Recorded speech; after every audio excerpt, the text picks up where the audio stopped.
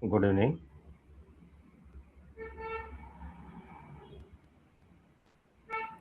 Are you able to see the screen? Good evening, sir. Yes, sir. All right, thank you. So, in today's class, we are having week 12, week 13, and week 14. The topics of all the 3 weeks are included. It is about ensuring ethical and transparent fund use in healthcare. We also see the legal compliance in philanthropic healthcare funding. My name is Dr. Navaneet, taking the sessions for you today. The importance of legal compliance cannot be more spoken than where it is required. Because in philanthropic funds, which are used and donated solely for their intended purposes, for instance, some people give with intention for so that it could be used for hospital operations, it should be used for preventive care, and especially for community health purposes and programs. So, in order to have the legal compliance, we should ensure that it protects the donors and the beneficiaries who are donating it, and also the healthcare organizations from the legal and financial risks, if at all they are going to arise from the transactions. This compliance builds credibility and trust with the stakeholders, aligns the interventions with national and international laws, and prevents the misuse of the funds and also the diversion of funds for some other purposes. Transparent fund allocation strengthens accountability and supports long term sustainability healthcare initiatives. Without compliance, organizations risk the legal actions, financial penalties, and reputational damage, which can undermine public confidence and lead to loss of donor support. So, in essence, what we are trying to know is we are trying to navigate the decisions and the tensions in the global healthcare administration, because healthcare is all about donations, and global healthcare and non-profitable organizations have to chalk it out in order to have synthesized frameworks which they should adopt over a long period of time, and will also see what are the parameters and factors which are affecting them. Obviously, there are tax laws that every countries will have. There's the charitable status which every hospital may have in the initial stages, and the regulations require the funds that should be strictly used for public health benefits and not for private gain. In accordance with that, the donors must receive clear, auditable reports on how the contributions are allocated and how they are utilized as well, so that the donor comes to know it has been used for the intended purposes of that donation. Alongside, the operational and cross-border compliances also have to be met in case if donations are coming from abroad, keeping in line with the local healthcare authorities regulations, the labor safety regulations, and all other safety regulations has to be followed while implementing any kind of donations which are being distributed. The international funding requires adherence to these customs and foreign exchanges. Cross-border compliance rules also have to be followed. There could be local laws, national laws, and international laws, which are combined together, could be seen from the lens of regulatory requirements in healthcare funding. The effective risk management identifies threats such as fund misuse, trying to track down the detection of legal violations, any operational errors.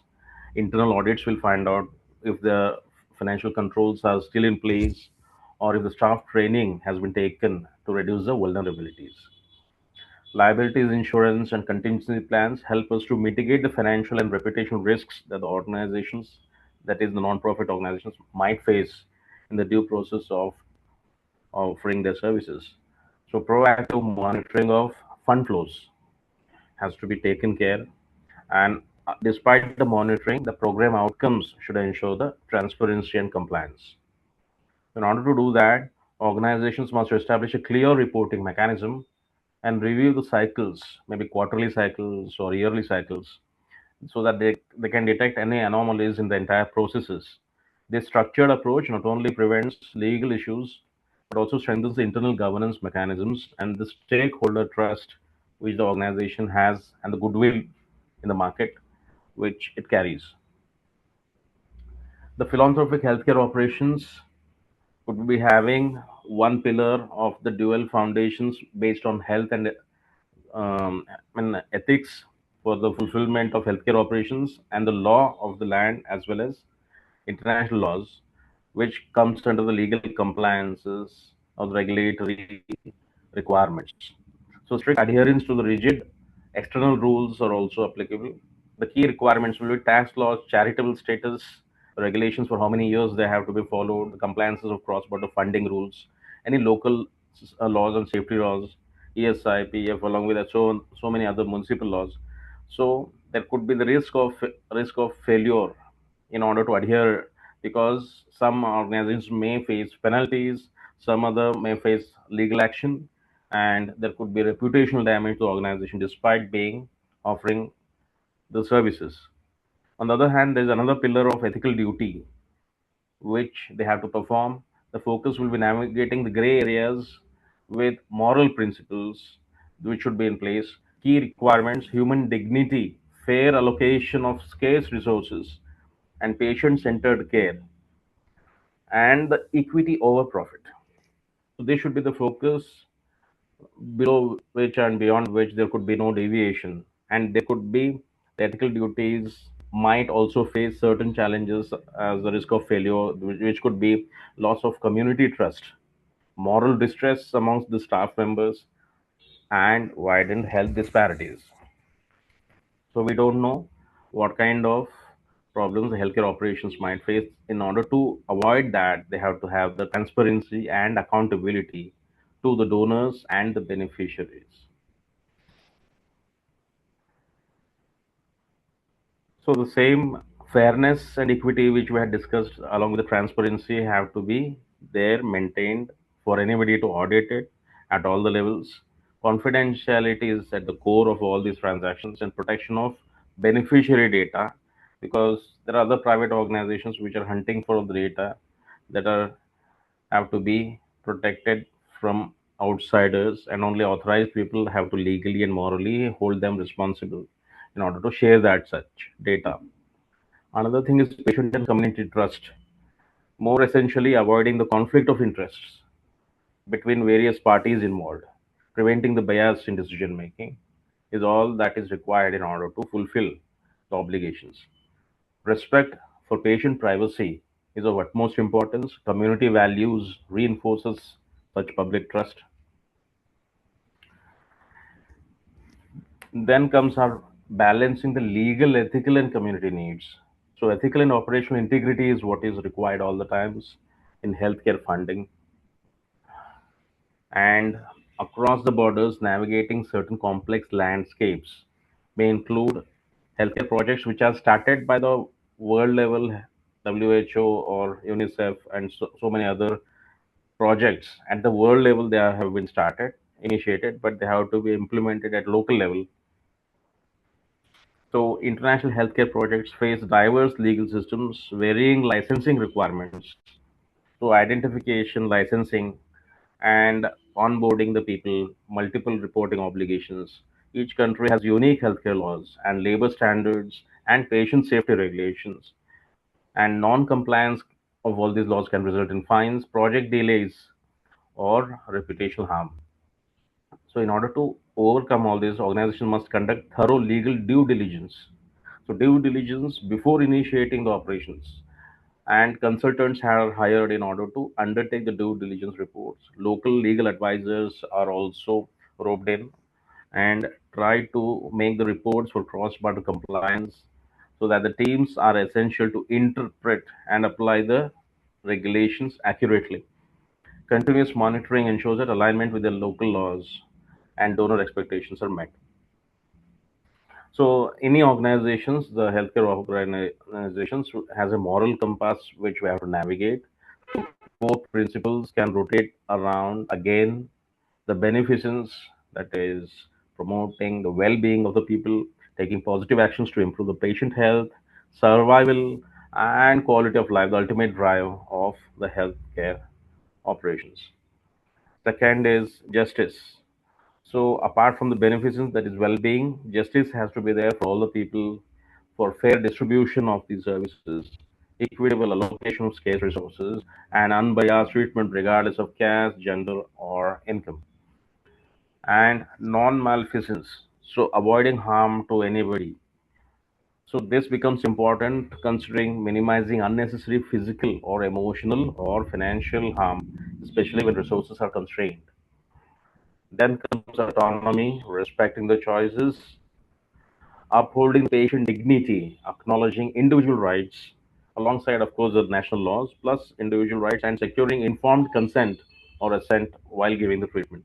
So, the ethical and moral compass will revolve around beneficence, justice, non malfeasance, and autonomy for any organization's mission and service to be accomplished.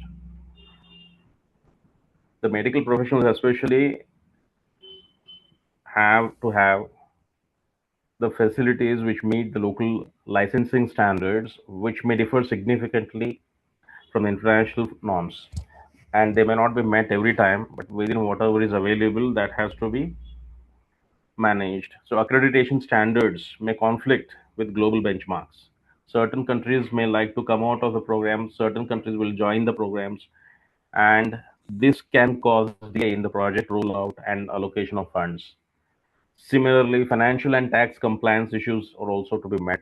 So, there are factors which affect donor-specific restrictions and tax regulations, the rules and regulations of which one has to be aware about.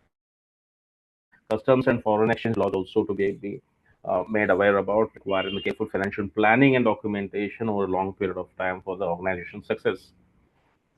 Cross-border compliance in global healthcare initiatives, aligning the local laws with the global health goals. So, risk management and ethical considerations. High risk environments are there which increase the legal, operational, and reputational liabilities. In order to reduce that, risk assessment actions have to be taken, and insurance coverage has to be ensured. Standard operating procedures have to be chalked out. Emergency protocols via manuals are vital. Ethical practices such as cultural sensitivity, equitable service delivery, and patient confidentiality reduces the legal exposure. So all these things have to be met one by one. Organizations which are in the launch or in the pre-opening stage must ensure that all decisions remain transparent, inclusive, and respect of the local customs. This builds trust with communities and strengthens the legitimacy of the project in the eyes of the regulators and donors. Building sustainable partnership through the legal clarity. So healthcare firms, they have the partnerships with legal considerations for effective collaborations across multiple channels. So joint ventures enable the shared infrastructure, sometimes co-working spaces, because anybody cannot, the non-profit organizations cannot afford an office, and they should also ensure the service delivery is on time. Research collaborations are also a lot of prominence these days, which gains for drug and medical technology development, incubation centers, and public private partnerships are also demanded so that large scale community health programs could be undertaken. Strategic alliances promotes knowledge sharing and capacity building. So each partnership type requires distinct legal structures. The laws applicable for every type of things in case of partnerships have a different layer of applicability, including clear definitions of who is the owner, who is accountable, who is responsible, who takes the revenue sharing and how much and why. That has to be justified and elaborated in the initial stages.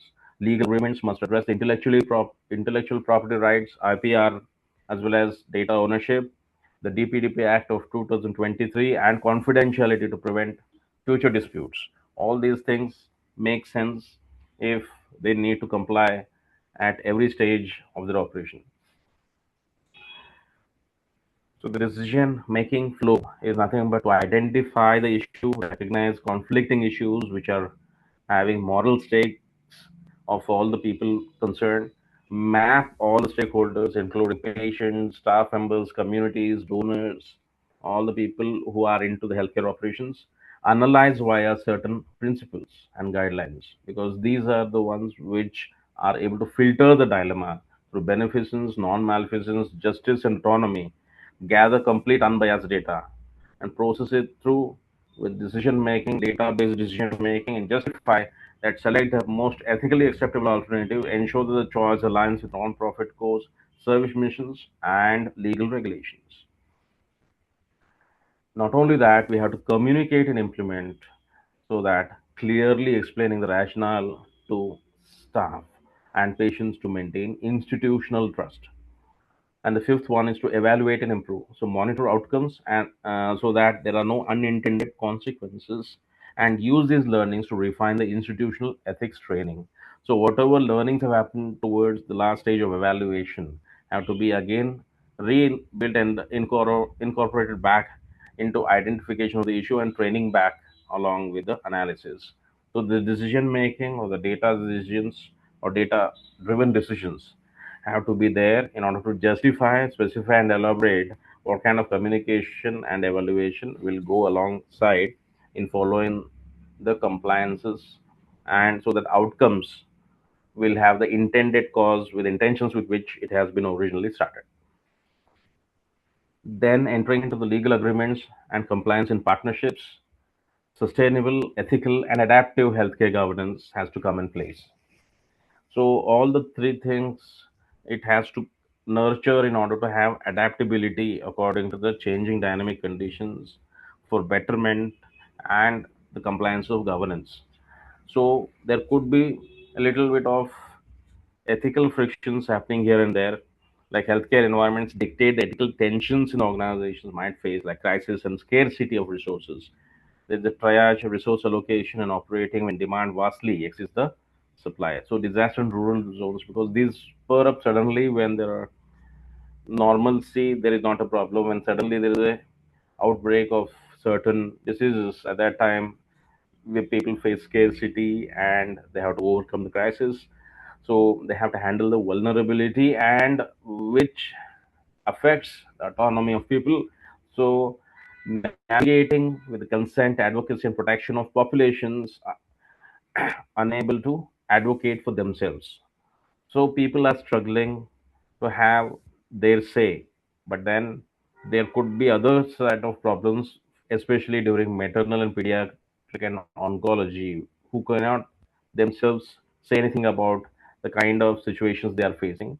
So this has to be delicately handled so that there is trust, and overcoming the invisible barriers like stigma, why people are behaving in a particular manner, what is the meaning of public versus the private conflicts, where to stop and where to start, where is a thin layer between public and private conflicts, and of course between geographies shared across urban slums, and also issues related to health literacy and public health policy.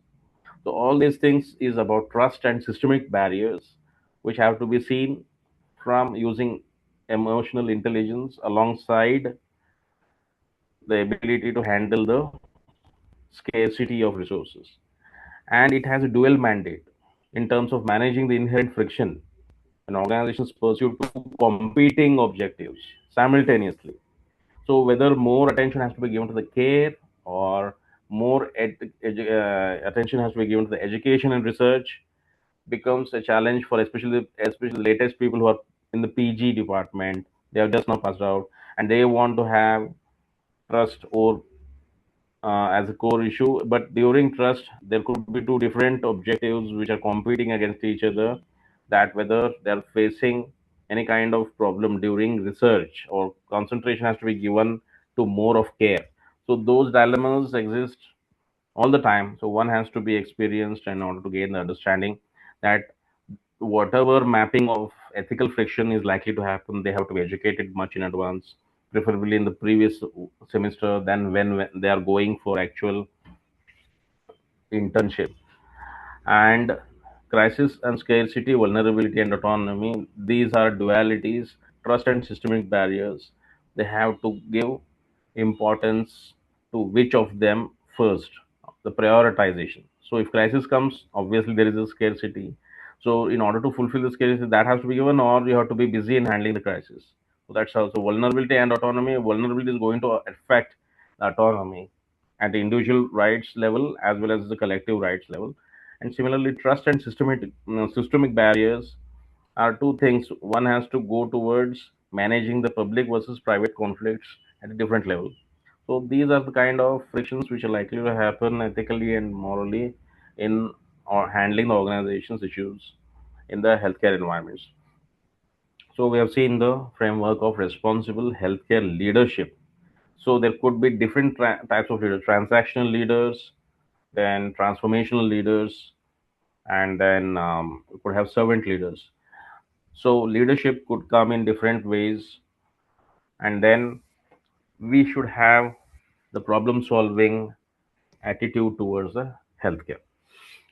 So leadership should be able to solve the problems related to ethics in hospital administrations, involves applying moral principles to the real world decisions that affect patients' lives and dignity and social equity. So administrators face dilemmas such as allocating scarce resources, then protecting the patient confidentiality and maintaining conflicts, and managing the conflicts without loss to the organizations. These decisions require more than intuition. They demand structured frameworks. They should have some principles in place. They should have policies, procedures, and practices in place so that the fairness, transparency, and accountability is taken care of.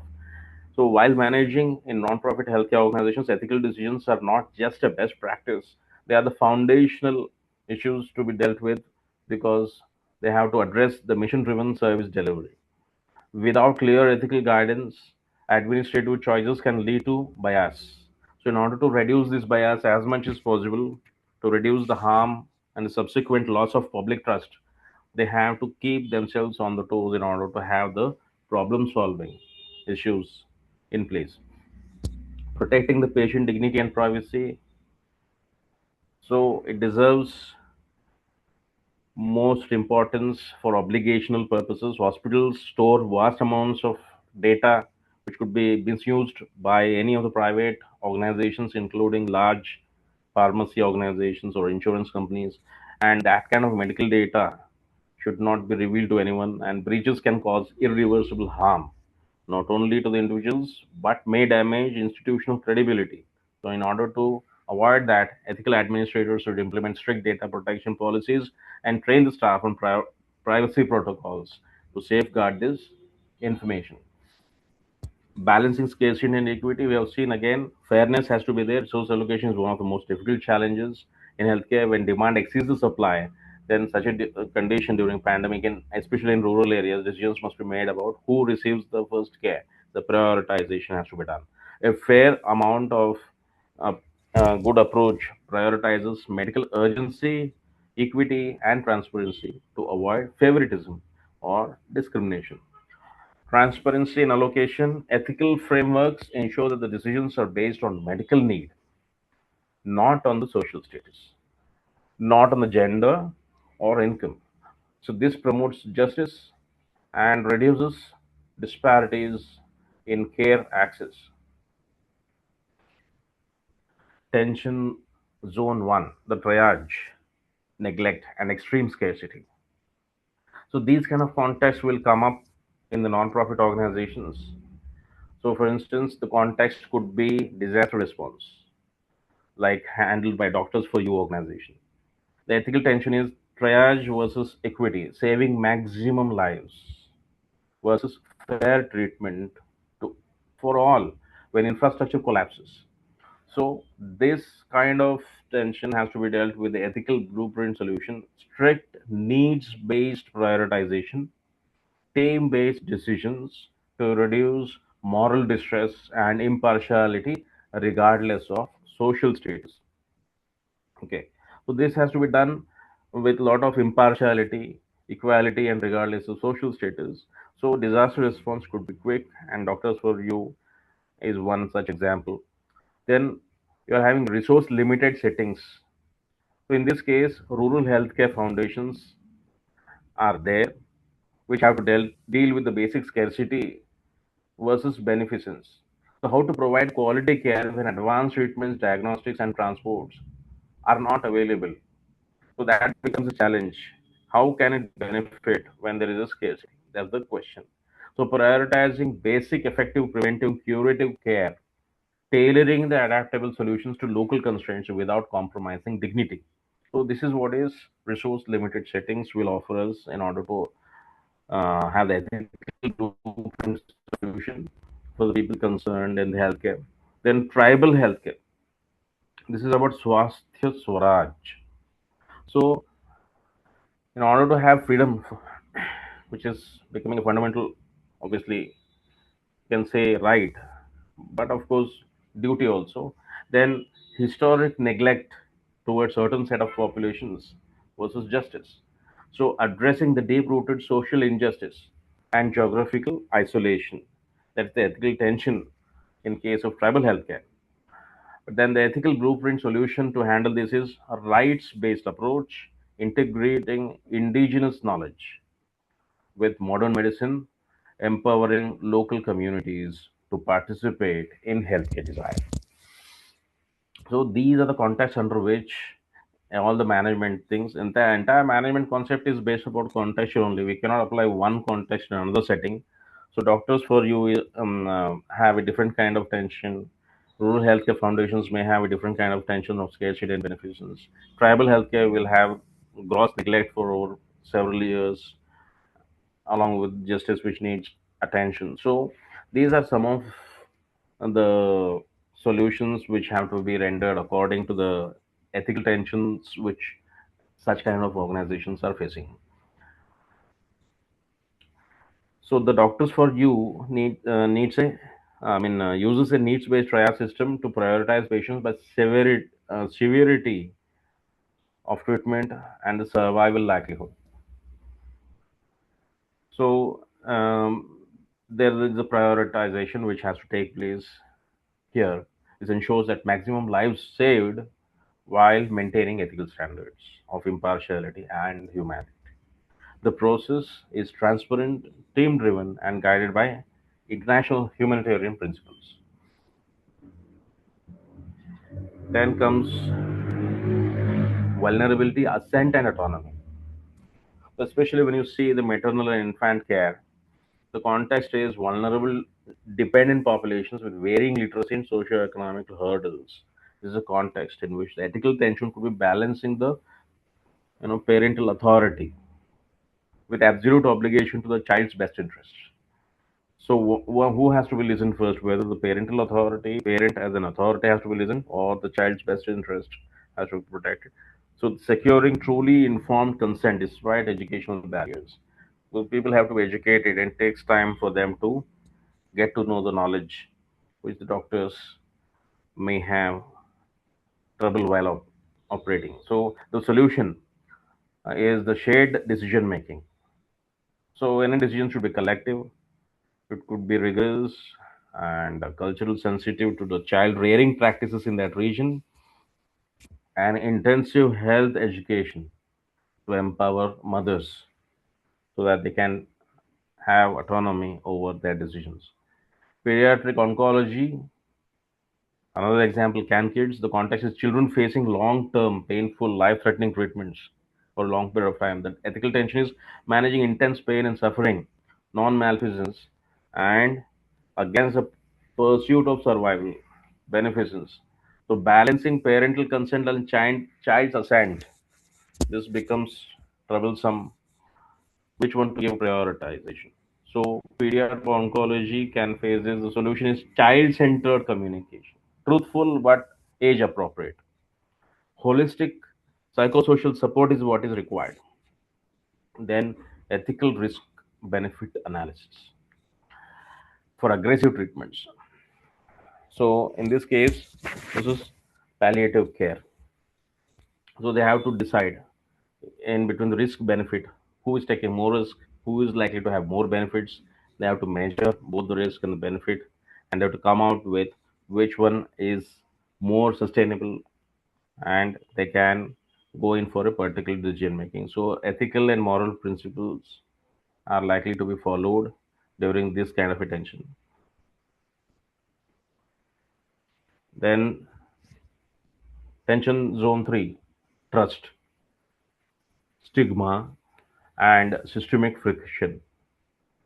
So when you talk about the urban poor, there's a foundation known as Swasth Foundation.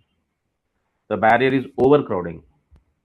So the urban, there are so many people who are becoming poorer in the urban localities, and people are having extreme stigma attached with that, and social exclusion in slums.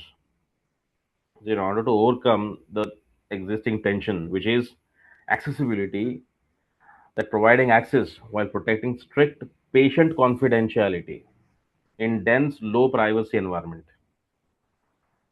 So it's just like near me. If you try to know how many people are aside, it's like your Wi-Fi is able to be tracked by others when you know, not even know who is doing it. So the tension in the urban areas is not just about overcrowding, but it's about confidentiality of what data you're likely to protect in a low privacy environment. Well, there are many people because even the rural folks will come here for treatment. So the blueprint could be niche-based, transparent operations, and actively dismantling stigma through inclusive clinic practices. So in order to do that, you have to have to dismantle the stigma maybe available because of information overload from all the sides. So they have to be retuned in order to what is required for the urban poor to follow the norms of what is required as per the medical guidelines. Then comes the public health leadership. Maya is the organization, the in which the barrier is disease control. Okay, so sanitation and vaccination is the main challenge which this kind of organization has attention in order to balance between the individual autonomy, that is whether to quarantine and for how many days to quarantine and how many vaccines they have to be put. So with the welfare of the larger community, this can be achieved, but the blueprint could be evidence based design, transparent risk communication, and empowering the local youth. Okay, so as community change agents, they should take the lead in order to have the public health leadership so that participation becomes more important and value based education gains ground. Next comes health literacy. So, society for education is there. The barrier is widespread misinformation and medical complexity is there. So, in order to handle this widespread misinformation, which is creating a certain level of tension, that is translating complex scientific accuracy in comprehensible terms. Because those who are scientists, they are talking in their own language of complex scientific accuracy, and if it doesn't percolate down into the common man's language, it might turn out to be something else. So, without causing harm, non-malfeasance, it should not do have any side effects or other unwanted or unintended consequences, or even the dilution of the truth. So, in order to overcome all these things, you have the blueprint. Culturally adapted messaging has to take place, community feedback loops are there, and ensuring equitable access to information. So, this is what is required for health literacy programs. Despite all the barriers, they have to overcome with a particular blueprint for messaging within the community so that equitable access to all the information has to be ensured for all the people concerned. So, the stigma and systemic friction which is given for this kind of a non-profit organization, which doesn't have the wherewithal or the foundations of sound financing. They have to come with leadership interventions. So, public health leadership, health literacy are some of the examples in order to reduce the systemic friction. Then comes navigating the dual mandate. So, there is one organization known as Charutar or Arogya Mandal. So, this Charutar or Arogya Mandal is dealing with academic healthcare. On one hand, they are having the medical trainee and practice education. So trainees who are recently newcomers, they are able to have certain kind of sessions. And on another hand, patient safety and autonomy is also sometimes likely to be affected due to that. So whatever they are doing, there should be transparent, informed consent for the student involvement, strict clinical supervision, and zero discrimination for teaching program patients. So many people are afraid, or rather, they are having some kind of hesitation in order to undertake, especially the from the newcomers. So they should maintain this kind of uh, organizations which can make a balance between what kind of uh, skill sets they have. Then comes community research, another organization known as Search. It is gathering the vital data to solve the health crisis. It is going on getting the data, and then this data is stored, but protecting the subjects is equally important. Just gaining the data should not be the only goal which they should have. Protecting the subjects, the people on whom the data is acting upon, from unnecessary exploitation and privacy breaches. So this is what has to be addressed. The community research has to take place. The culturally comprehensible consent, the people in the local languages, they should be culturally comprehensible, and ethical review committees, and returning the data or benefits directly to the community. So whatever returns they're getting, that should be directly benefiting the community in order to have long-standing purposes with which the research is undertaken. Then you are having Arogya Seva. So that comes with just volunteerism, and people who are likely to be volunteers, they can go for uh, their own pro bono kind of services which they want to go for, either internship or some kind of apprenticeship. So immediate short-term medical camp interventions are required, maybe in rural places also, and then sustained quality and continuity of care has to be given.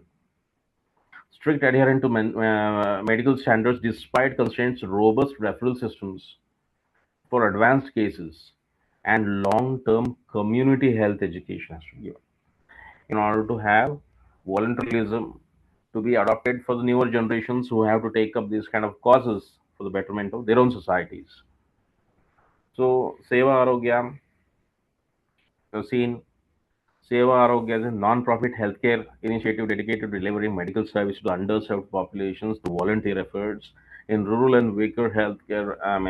In the economically weaker sections, access to healthcare remains limited due to lack of infrastructure, trained personnel, and financial resources. So, in order to come up with a balance, the foundation mobilizes doctors, nurses, healthcare workers who contribute their time and expertise to ensure equitable healthcare access. So, it operates on core principles of compassion, service, ethical responsibility, emphasizing that healthcare should be universally accessible regardless of financial status. So, through medical camps, awareness programs, and outreach activities, the foundation plays a vital role in promoting equitable healthcare delivery within the global nonprofit framework. It comes with the bridges, the gaps actually in healthcare service availability, and fosters the trust between communities and healthcare providers. This presentation explores the ethical dilemmas or the ethical dimensions of volunteering for the healthcare initiatives, including challenges, decision making frameworks, and a role for non profit values in ensuring responsible and patient centered care. Then, volunteer for rural settings. So another challenge which the non-profit organizations might face is Seva Arogya Foundations address this. This needs to be addressed, especially in the underserved areas, through short-term medical camps. If there is a challenge to take long-term medical camps, they can take up short-term medical camps. These camps provide basic checkups, diagnosis, and treatment for common illnesses such as diabetes, hypertension, and respiratory infections. The services are often free of cost, making them accessible to economically weaker sections of the society. So these camps are especially effective in remote regions where formal healthcare infrastructure is lacking or inaccessible due to geographic isolation. So we have already seen the Charutar Arogya Mandal and search and volunteerism, in which we are trying to see every organization, whether it is Charutar Arogya Mandal or search, which is for research, and Arogya Seva, they are dedicated, putting time, commitment, effort, money, and all the systems to be in place so that people are well informed about their mandates. But within themselves, as an individual, they themselves have dual mandates. So when it comes to dual mandates, we have seen that the choice is there to prioritize which one has to be given importance or prioritization first. So when the medical training patient practice comes first, or it has the more focus has to be given for patient safety and autonomy. If it's about gathering all the data on one side, but without protecting the subject themselves. So that is another concern while doing research. And another thing is voluntarism. So voluntary taking of activities, immediate short-term medical camps can be taken by people, the newcomers, and whether that short-term is going to help for sustained quality. Because too much of short-term is also of not much use. Sustained quality and continuity of care is also equally important. Then comes the non-profit paradigm shift. So we have seen non-profit so far. So we can also compare this with for-profit. So what is the primary driver means? In case of profit model, the financial return and shareholder value, it has to increase. Somebody has to be ready to invest in the organization. Then the shareholder value will increase. Here, the resource allocation will be normally market driven, and market prices the set by the competitive, prioritizing profitable services and populations on one hand. Accountability, of course, to the investors. Those who have invested, they should get back their dividends for every share they have purchased. And financial regulators, who are to be complied upon either at local or national or international levels. And last but not the least, ethical risk. So prioritizing margin. So how much focus has to be given to the margin, which receives the first prioritization over the mission, excluding the low income patients. So they have to have care to at least to some percentage of low income patients. But in case of non-profit and philanthropic model, what we normally see, the primary driver here seems to be service mission, social justice, and community welfare. And resource allocation, when it comes to something like this, it should be always need based and not market driven, and it should be targeting the vulnerable and underserved populations, whereas it is in this case it is open for all. And here the accountability is to donors, beneficiaries, and public health outcomes. They have to be accountable because here there are no not many investors or financial regulators. But there are financial regulators, but the investors as big as in profit model they are not there. But there are donors who have donated, and there are beneficiaries who have used those donations, and the public outcomes have to be mapped accordingly. And the ethical risk is mission drift. Sometimes the organization entirely goes in a wrong direction, and they come to know only after they have made a mistake after 1 or 2 years. So that is mission drift. And then they suddenly face a resource scarcity, and then there is a maintenance of public trust. Yeah. These are the issues which one has to deal.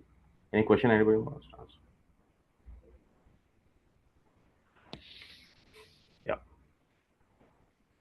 So, in case of voluntary healthcare, what we have seen is one challenges are like It could be due to language barriers, or it could be due to low literacy levels, or it could be amongst the patients which is not shared publicly, and there's no clear communication within the families, or patients may not fully understand what the risks involved and the benefits which they are deriving from these kind of organizations, or the limitations of the medical procedures which they may not be fully aware about at every stage.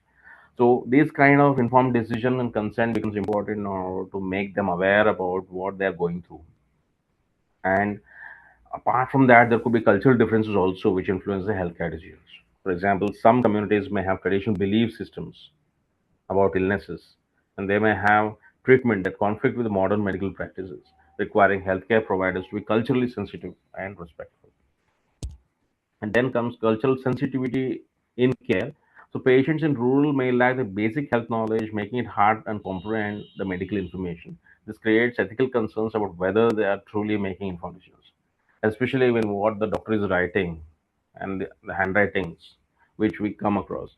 So neither they are going to understand what they are prescribing, nor they are able to understand what they are talking.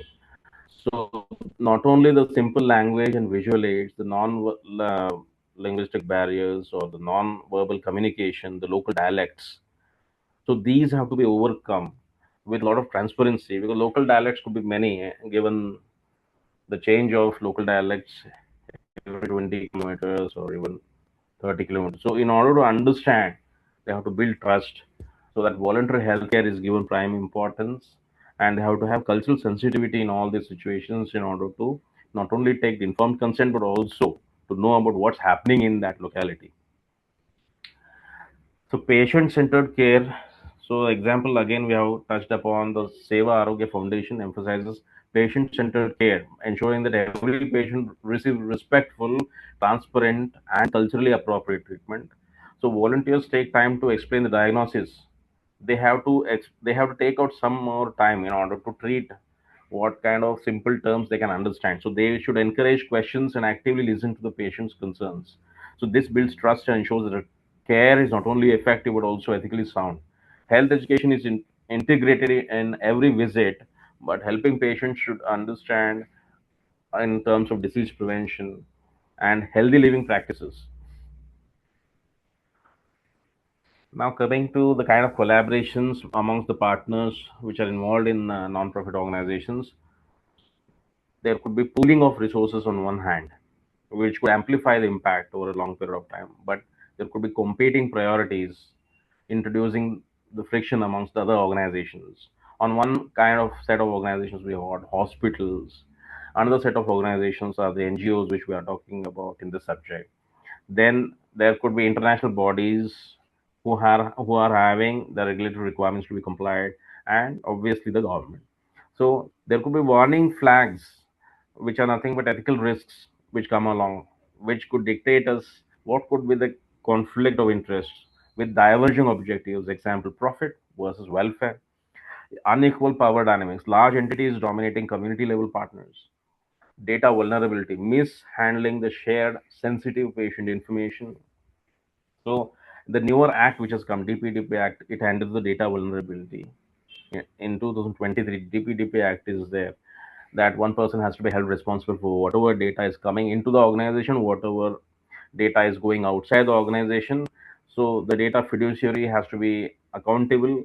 So he is the whole sole in charge of the data. So data vulnerability has to be treated properly. Unequal power dynamics nevertheless has to be dealt with at whatever level possible, and lack of transparency. So hidden agendas are there, and accountability gaps could be there.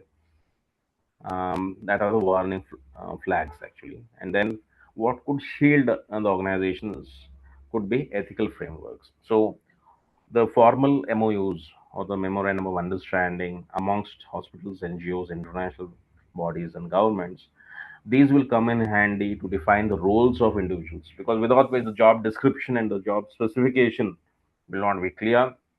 In order to make it more, uh, you can say, seamless or more streamlined, they should have inclusive, equitable decision making processes, and then transparent resource tracking. So whatever accessible resources and suppliers, vendors they have, according to standardization and mechanisms, they should have the conflict resolution mechanisms, policies, and practices have to be in place which can shield and which can create an ethical framework for all the organizations concerned, hospitals, NGOs, international bodies, and the governments, to reduce the competing priorities, but which may introduce friction. It's not necessary that friction has to be there all the time when there is ethical framework. Then the North Star, equality versus equity. So what we see is providing an exact same healthcare services to everyone regardless of starting conditions. So there are some givens in life, so which that is by default. So frequently fails the marginalized populations. So one thing is having everything in terms of resources, but equity is the fair and just distribution of healthcare resources based on the specific needs of the individuals and communities to overcome the systemic barriers which previously existed.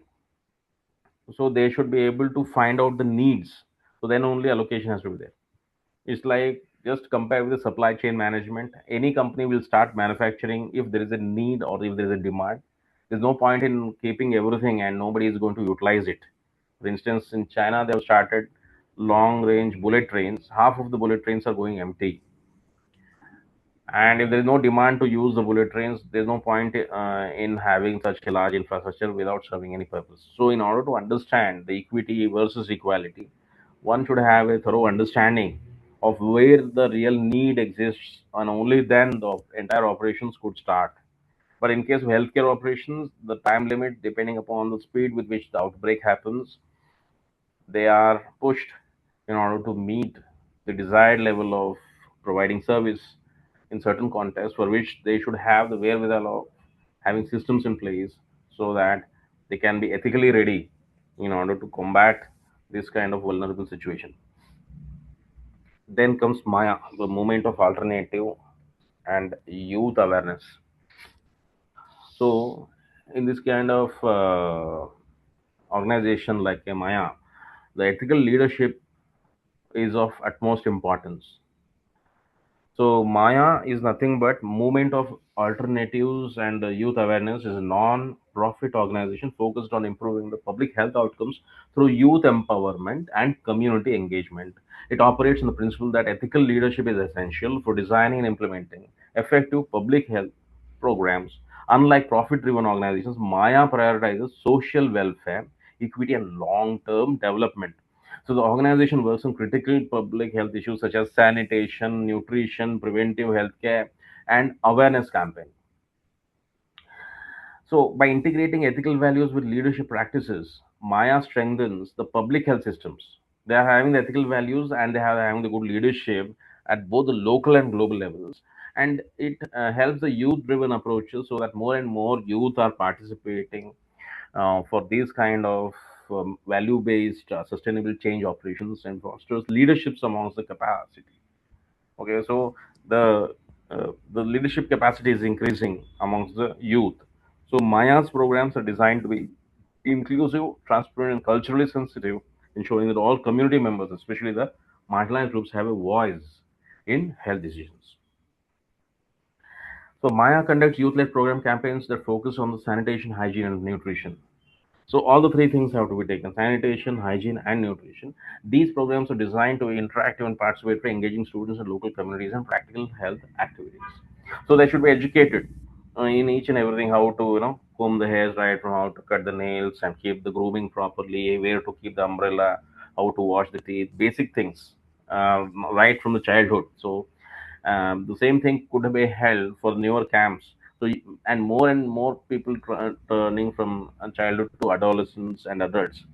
This should ensure that what is sustainability, why sustainability has been all the more important, that ensures that health messages are culturally relevant and relatable, because most of the families, they're disconnected. Maybe the things which previously used to come from grandfathers and grandma and grandparents' time is not passing out. to the future generation. So Maya helps out to make sense out of what is known amongst the communities. And then ethical challenges in public health leadership about individual rights. For example, mandatory vaccination drives. How many vaccines have to be there for the newborn baby? And restriction of personal freedom. Why personal freedom is given in the schools, and what has to be done to protect the public health care every now and then, and what kind of camps they can assist in local populations. So transparency in decision making is essential to maintain public trust and prevent misuse of resources. Transparency in program design, of course, the marginalized population face barriers such as language, poverty, and lack of awareness. But Maya works to remove these barriers by offering outreach programs and culturally appropriate education. So we are having the tactical pathways to healthcare. So what this tactical pathway could be, obviously need-based allocation, that is distribution funds, staff, medicine based on urgency of population needs rather than equal geographical spread. So it's not statistically equal. Now we're not spreading it evenly here. Wherever there is a need only, then there is a allocation of resource. Then comes about culturally sensitive care. While allocating these resources, you should also use traditional belief systems. You should also know the local languages. You should also know the social structures within which you are to operate without compromising medical efficacy. Then comes the targeted approach, outreach. The targeted approach of the outreach is nothing but usage of mobile clinics, telemedicines, recent developments in R&D. Healthcare workers should bridge the geographic isolation and financial barriers using satellite-based missions and having kind of connectivity amongst the disconnected population. Next is community engagement. So, involving the underserved population directly in healthcare planning ensures policies are inclusive and locally relevant. So, the ethical problem solving should be addressed at every kind of possibility where not only the program is important, but how that program is utilized based upon the needs, based upon the cultural sensitive care, based upon the targeted outreach which it can reach, and the community engagement which can be offered from time to time to make it a more tactical pathway to handle the healthcare equity.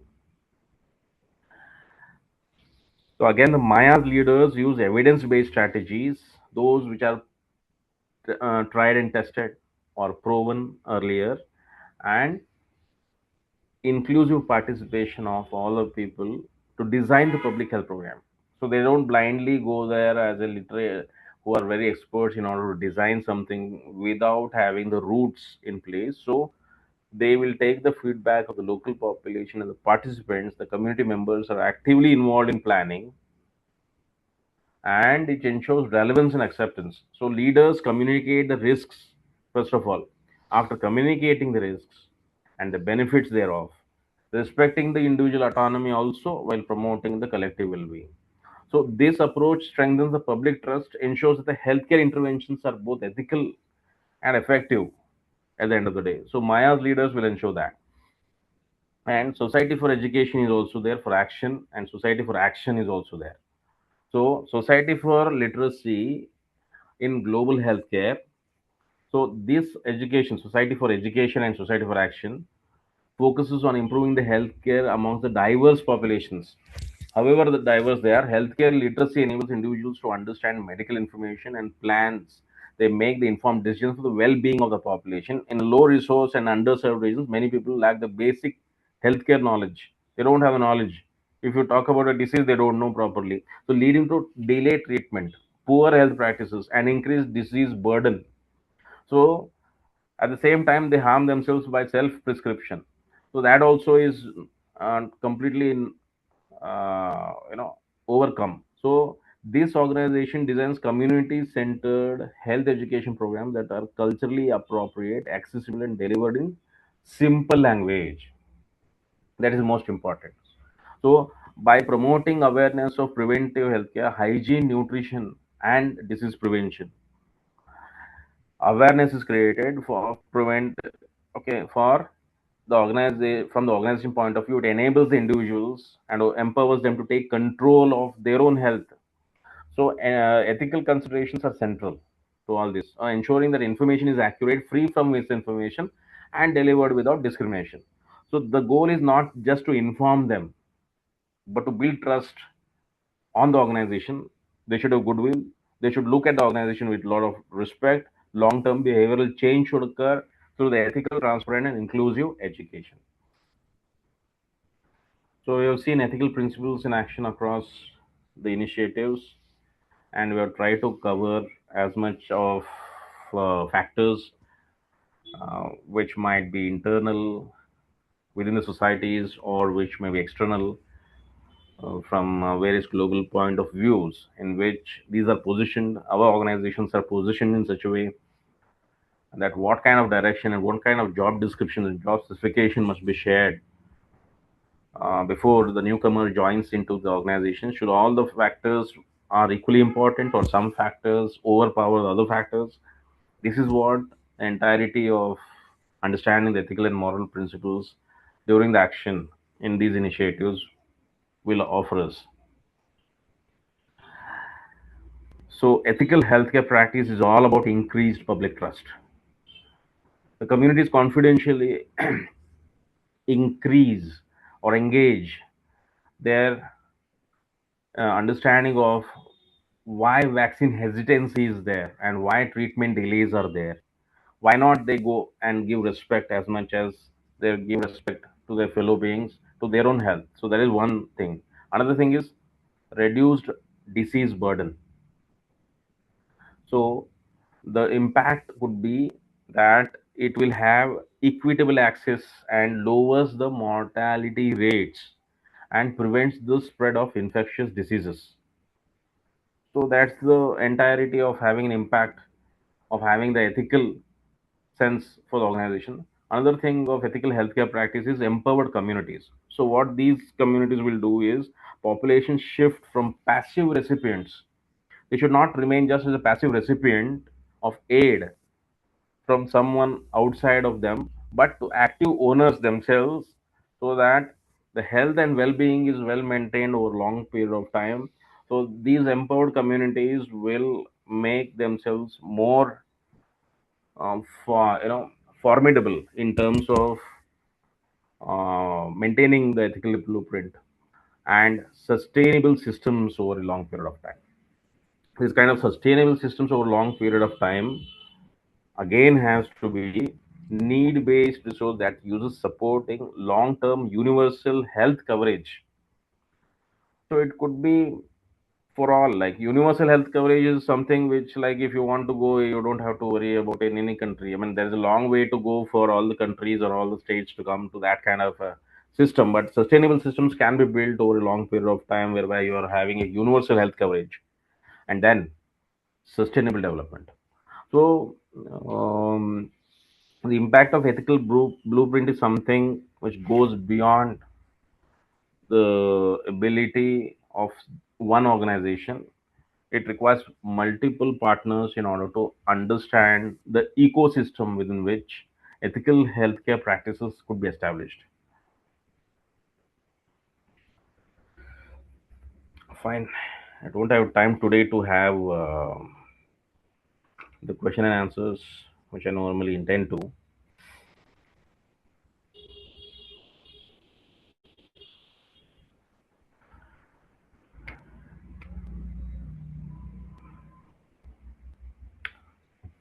Till I think a few classes I can share you on my next class whatever question and answer sessions are there for your short term, I mean short and long answer questions, and the MCQ questions in my forthcoming lecture. Thank you all of you for attending.